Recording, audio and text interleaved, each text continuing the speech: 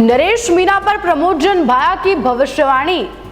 जी हाँ, नरेश मीणा अंतः उपचुनाव के मैदान में पूरे दमखम के साथ दिखाई दे रहे हैं और रोज एक नया बयान नरेश मीणा की तरफ से सामने आ जाता है, जिसे देखते हुए प्रमोद जन भाया ने साफ कहा है कि मैं इस उपचुनाव में नरेश मीणा को कोई चुनौती ही नहीं मानता।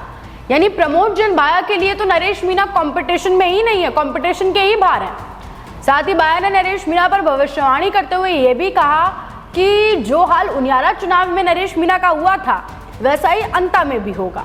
अब ऐसा उन्होंने क्यों कहा वो आपको थोड़ा सा बता देते हैं बैकग्राउंड के साथ। दरअसल चुनाव प्रचार के दौरान प्रमोद जन भाया से सवाल किया गया कि क्या नरेश मीणा को वो चुनौती मानते हैं, क्योंकि लगातार नरेश मीणा भाया पर हमलावर होते रहते हैं। तो प्रमोद जन भाया ने जवाब देते हुए कहा कि मैं नरेश मीणा को कोई चुनौती नहीं मानता, नरेश मीणा तो बस इस चुनाव में बीजेपी का एक टूल है।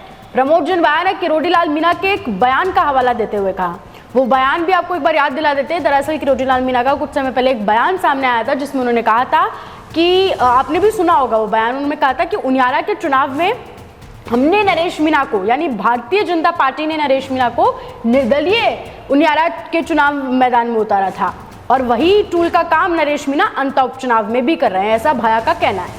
इसलिए भाया ने कहा मैं तो नरेश मीणा को कोई चुनौती ही नहीं मानता, जो परिणाम उनियारा चुनाव में देखने को मिला वैसे ही अंता में भी देखने को मिलेगा। अब देखिए, जो बयान प्रमोद जन भाया ने दिया है इसमें कहीं ना कहीं सच्चाई हो सकती है, क्योंकि किरोड़ीलाल मीणा ने जो बयान दिया वो ऐसे ही हिला डुला इधर उधर का आए बाय साए का बयान तो होगा नहीं, उसमें भी कहीं ना कहीं दम होगा।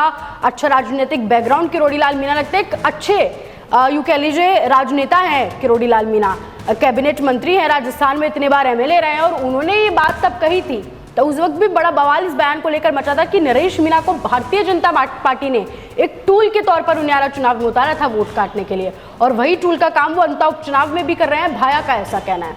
तो वाकई क्या नरेश मीणा सिर्फ एक टूल है इस चुनाव में, और जो हाल उनियारा चुनाव में हुआ वैसा ही अंतः उपचुनाव में होगा? ये एक बड़ा सवाल है। आप क्या सोचते हैं हमें कमेंट सेक्शन में जरूर बताएं और ऐसे जुड़े रहना राजस्थान वन के साथ।